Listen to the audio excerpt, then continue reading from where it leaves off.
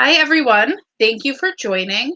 If this is your first time joining us, this is Sierra Club's Act at Home. These are 15-minute coffee breaks we're giving you in case you want a distraction. Every Monday, Wednesday, and Friday, we do one of these for 15 minutes or so. And on Monday and Wednesdays, we give updates about some of the campaigns we're working on or some of the issues around Wisconsin or fun facts. And then Wednesdays, we try to do a hands-on activity that's fun. And Wednesdays are especially a good day to tune in if you're at home with little kids you need to distract, because we try to come up with ideas that are fun. So today we're going to talk about how to make a zine or a mini magazine. And Mira is going to describe what that is. I guess we should introduce ourselves. I'm Elizabeth Ward. I'm the chapter director. You can introduce yourself. Yeah. Hi, I'm Mira. I use she, her pronouns, and I am a volunteer with the Tar Sands team. Excellent. So we'll jump in. Mira will tell us what a zine is. I'll tell you what supplies you need to get ready, and then we'll work through. Mira will teach us how to make one. So let's get started. Cool. Zines. There's a lot to them. There's like a lot to them and not a lot to them at the same time. They're historically a form of radical media and ways of sharing information, stories, pictures, art.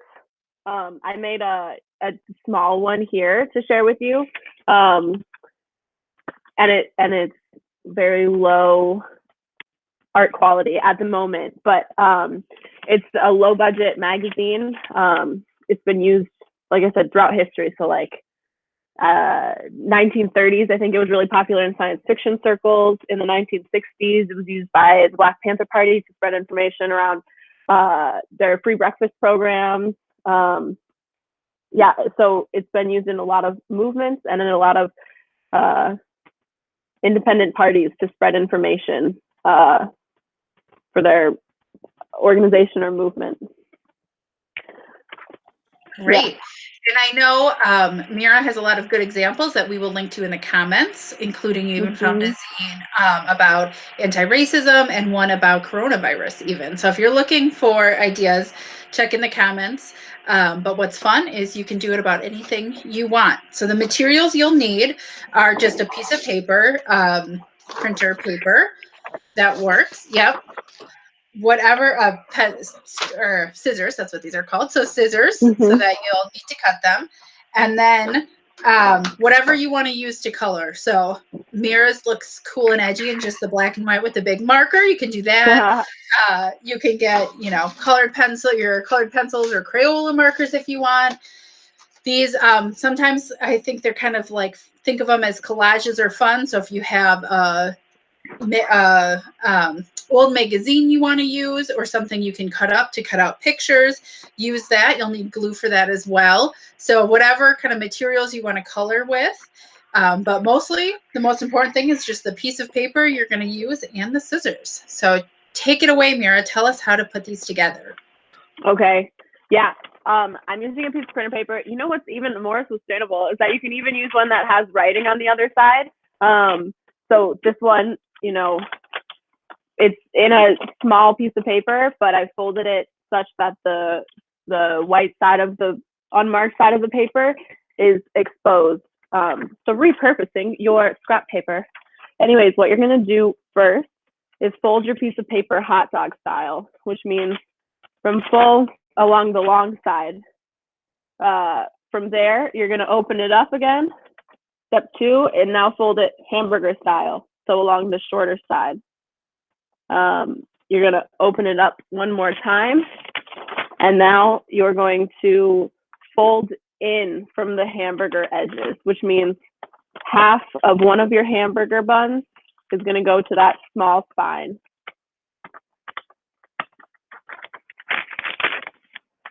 Like this.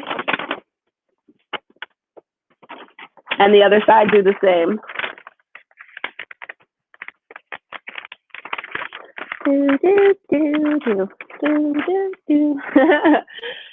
The cool thing about making it out of one sheet of paper is that you can then open it up like this one and put it on your copier, and all the text is on one side of your sheet of paper. So you just copy and then fold and cut accordingly. There's heaps of ways to make them too. So if you have an exhaustible supply of printer paper, you can just fold it in half and nest them. But anyways, now we are here. You've got 8 sections of paper. You're going to fold it one more time in the hamburger style. Oh, wait. You're going to fold it one more time hamburger style. Yep. And then this inside spine right here, you're going to cut up to the first crease. So you're not going to cut all the way to the end, but you're going to cut along this half fold up to this corner. I'm going to have to rip because I swear I had scissors and now I don't. It's funny how things can just disappear when you've been sitting in the same place all day. So now you should have a rip in your paper right there. Right. Now you are going to open it up kind of. And it'll turn into this. So let me think. You've got it in half, and now you've got it in this like pinwheel formation, right? And then you close it. So now you've got a cover. You've got your first page, second, third, fourth, and fifth, and your cover ends. So that is the foundation of your zine.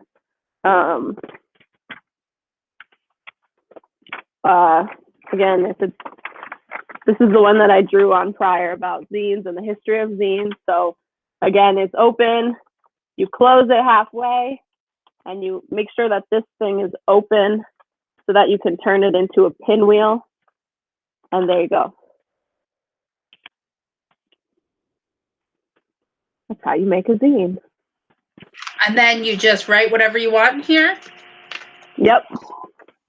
So we've used them in the tar sands team to write easily distributable and consumable information around tar sands and pipelines in northern Wisconsin in the Great Lakes region. They can describe your day in a coronavirus normal. They can be used to document your dog's emotions, all sorts. Great.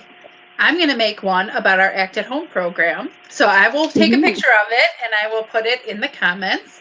Everybody watching and making one along, please put a picture of yours in the comments as well. And we will link to some other ones in there as well as some other background. Anything we should add? Any other tips for them? Like I said, there's multiple ways of making one. So this one, while it's easy for making many copies of a single zine, there's ways to make them where you use full pages of printer paper. There's ways to make them using probably newspaper, and the whole media is really creative. So I am implore you to do see what you can make a zine out of laying around your house. Ooh, fun. Recycled materials. Whatever you find. Well, great. Thank you. And please post a picture of your zine in the comments. If you need content or want to join more of these, just a preview.